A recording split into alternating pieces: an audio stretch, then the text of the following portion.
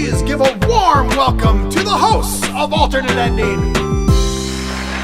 Good morning or afternoon. I'm not sure what it is for you. It is right now. It's afternoon. Can you see me? No, I can't. I can't see you, and that's totally fine if you wait. prefer to be off camera. Oh, there you are. Hi. How are you? Here I am. It is right now. It's actually 3 p.m. in the afternoon, and I'm on vacation with my family right now. Oh my goodness. Well, thank you for taking the time. Yeah, thanks for having me. Yeah, and I'm Rob Jarasinski. I want to make sure from Alternate Ending, I want to make sure first and foremost that I have your name wrong because I bet people mispronounce it regularly. But I'm going to go with my gut is telling me Stephan.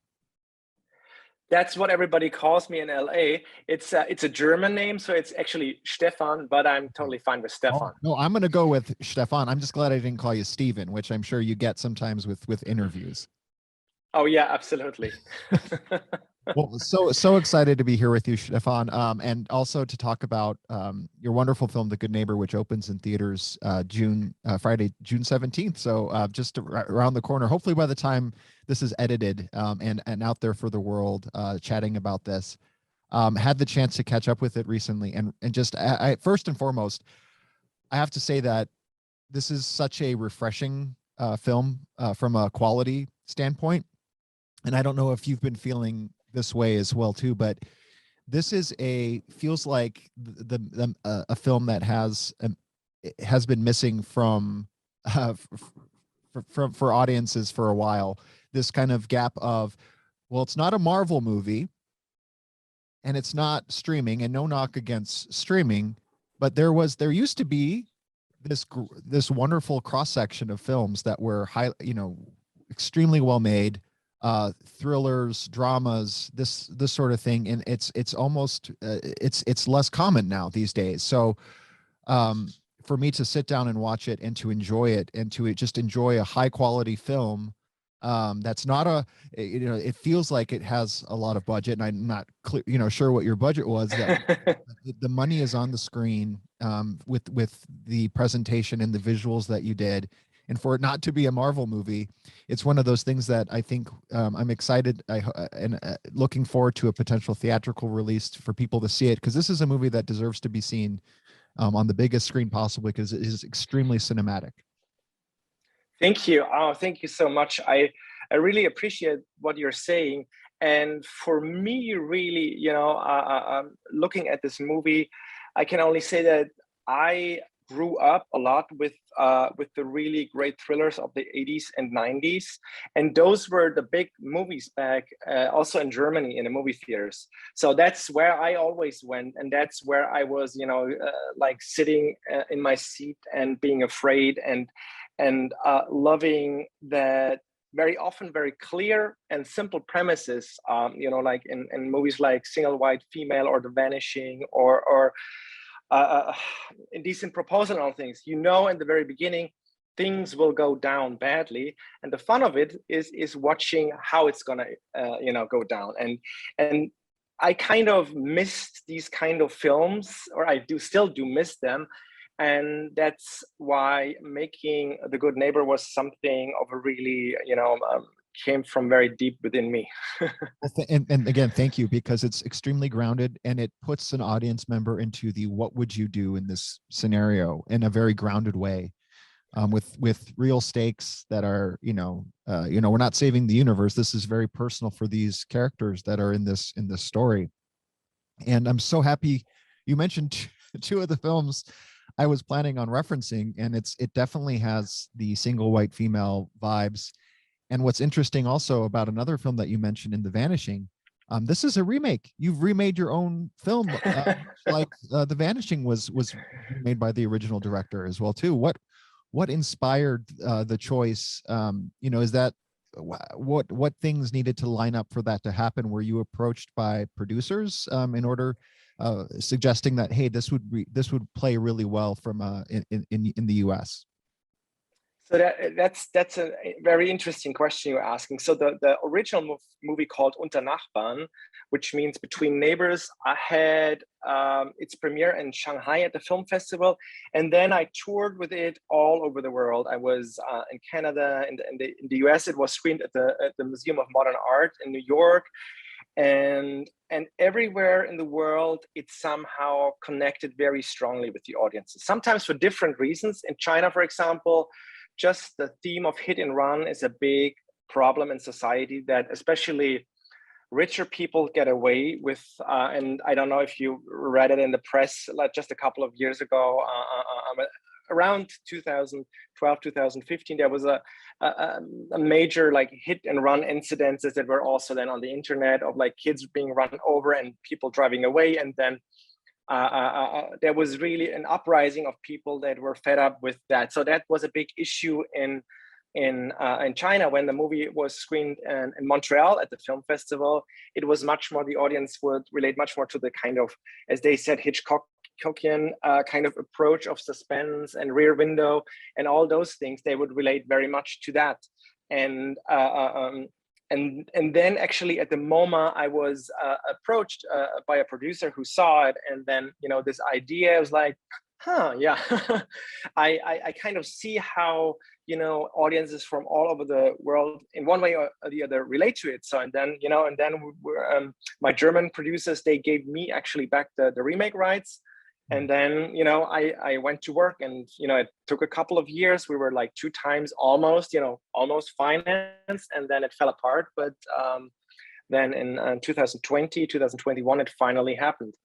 Well, we share a mutual acquaintance in Kia Jam, and I don't know if you are how acquainted you are with with them. I know Kia, yeah. Okay, great. Yeah, he's been a big. Yes. He was fantastic on this film. Oh, good. Just a big movie lover and extremely supportive. I have the opportunity to meet with Kia coming up here in July, so looking forward to getting to connect with Kia. But just to name drop some more for you, you have a wonderful starring cast with John Rhys Meyers as well as Luke playing the kind of the 2 titular characters as the neighbors in question. How did that casting come about? Because you had the opportunity to re-envision, your original work. And so kind of going back to the casting drawing board, what did that process look like? So it's, yeah, that is a good question, because, once you made a movie, you ask yourself, why should I do it again? Apart from like everybody saying this would be great to, as a remake, it needed to be interesting for me from a directorial point of view, so that I can have a different interpretation of the film without changing the core and having suddenly something completely different, because you want, of course, a different approach and something new and fresh to work on, and that's why especially Jonathan Rhys Meyers is a very different Robert than the Robert in the original. While the Robert in the original movie, I would say, is more like a toddler that gets more and more unhinged.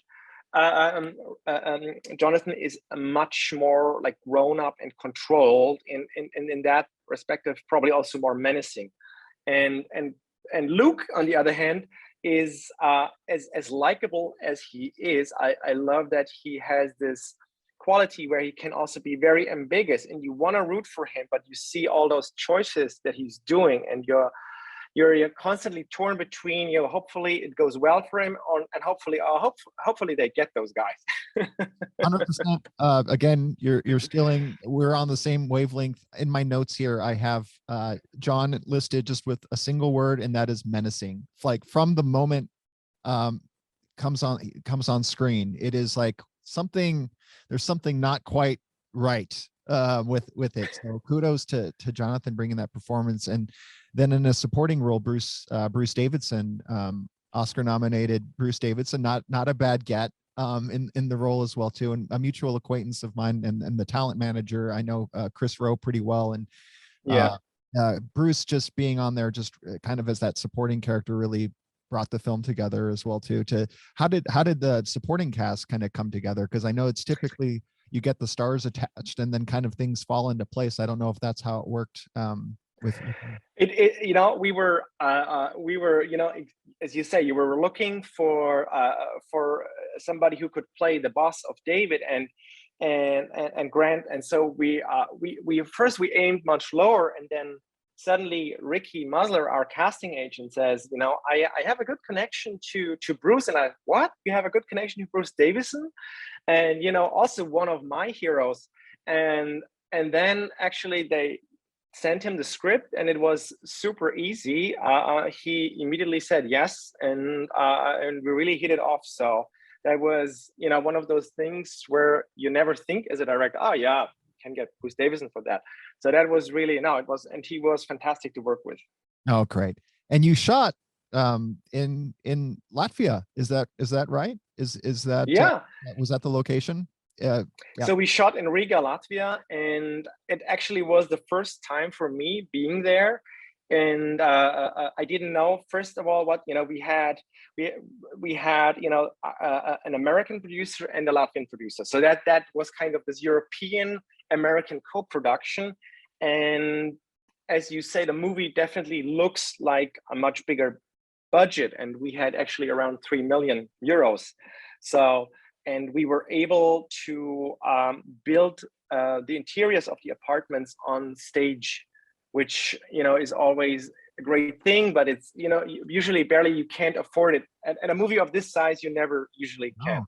So and it came out of a necessity, because unlike in the US or in Germany, where you have a lot of like single family homes that are next to each other, either those homes in Latvia during the communist phase have been made into multiple apartments, so it's teeny tiny inside, or in the 90s when the wall came down and everything and the Soviet Union disappeared, you suddenly had those mega oligarch villas there, so which also wouldn't work for our movie. So it was quite difficult, and we found those beautiful houses, their exteriors, but there were like there were different apartments in each of them.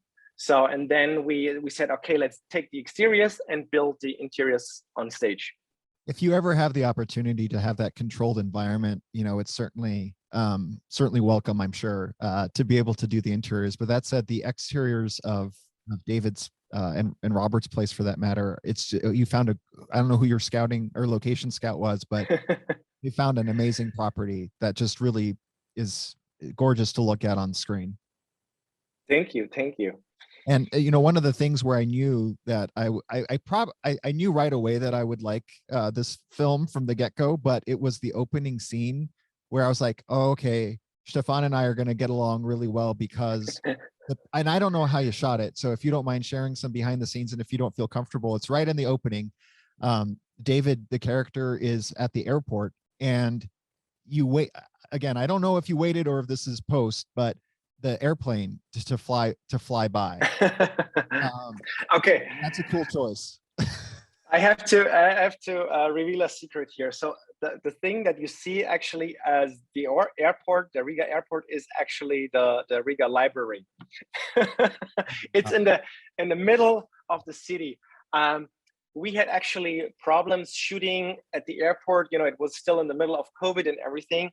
And then we thought, okay, if we can't do it there, then what is the most impressive airport-like building that is in Riga? And it's actually a huge library. And then we were like, okay, but people who know Riga, they will, hold us against us. But then I said, doesn't matter. It looks great. People will still want to come to Riga. And so this scene was actually shot in the middle of the city, outside of the library, and the airplane that you see there in the beginning is VFX. I can't believe it. It's getting too good. It's getting too good. I really thought that you sat there and waited, and then like if you had a bad take, you had to wait for another plane to take off. Like that was my impression from the film. So well done. Kudos to your VFX artist. But that's not the only cinematic things. For those who are listening and who are interested in checking this out, you have drone shots. You have all of the shots in your tool belt. Was it fun to be able to kind of again reimagine this, and what were, when as you were reimagining, was there a specific thing that you weren't able to do in the first one that you were like, ooh, I did want to try it, and maybe with this, you know, additional budget, like maybe I'll go for it here? Yeah, absolutely. So when we did the original Anything aerial was basically there were no drones. Then you could have, I think you had those little planes, but you know it was way too expensive at that time for us, and to give the movie that cinematic quality by using these. Also, we couldn't do real underwater shots as now. So you have the opening, the ending, and in the middle there's this a big kind of suspense and action sequence, all these things that we were now able to shoot and combine shoots from location with a huge indoor pool.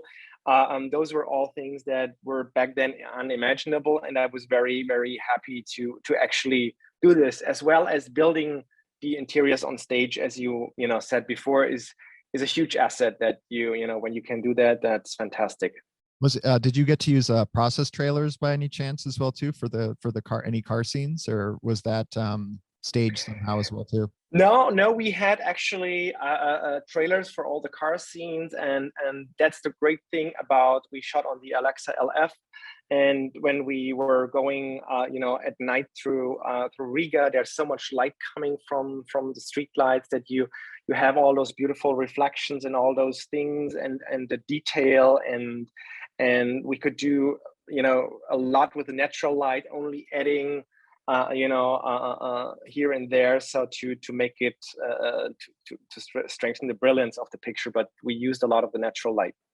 Well, how do you feel now with it finally having a release date and coming out? Obviously, you're celebrating with your family, perhaps somewhere. Are you planning on having some sort of private screening or release party or anything like that with folks, even virtually?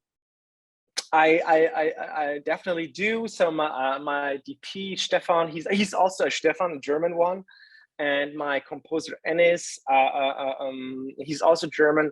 We've been collaborating for a couple of times, so we will definitely get together. I'm very much looking forward to the Lemle Theater in Los Angeles, where it's being screened, because that is a very traditional a house where I've seen a lot of great art house movie, and it's an honor to be screened there. And yeah, I'm really excited about it. Well, I don't want folks to sleep on it. I want to make sure people go out and check it out. The Good Neighbor releases Friday, June 17th. Please go see it in theaters, where you will not be disappointed by the cinematic nature of this film. It's a throwback Hitchcockian thriller. Just really had a fun time with the film, a character study, really intimate characters, and a lot of character development. Such a pleasure speaking with you, Stephan, and look forward to continuing to see your work on the big screen. Thank you, Rob. Great having me. Thank you. All right, thanks so much. Go enjoy your family. All right. Take care. Bye. Bye.